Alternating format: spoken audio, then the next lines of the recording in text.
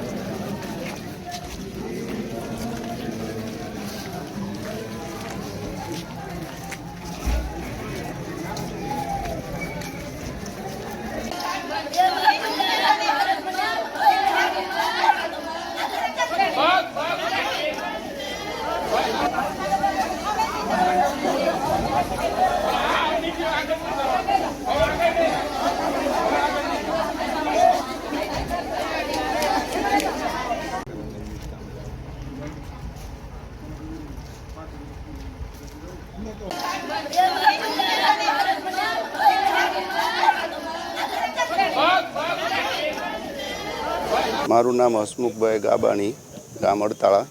અંદાજે 3 વર્ષથી લંડન હતા અને એમના પરિવારની અત્યારે બહુ દુઃખદ જ પરિસ્થિતિ છે અને આ જે ઘટના બની છે તે બહુ દુઃખદ ઘટના બની છે અને એમના પપ્પાએ એને પેટે પાટા બાંધી જમીન વેચી અને ભણાવી અને લંડન મોકલવાનો ખર્ચો કરેલો, પણ ભગવાનને ન ગયું અને ભગવાને એને આ દુઃખદ ઓલામાં એને પરિસ્થિતિમાં ઓલું કરી અને પરિસ્થિતિ નિર્માણ થઈ છે।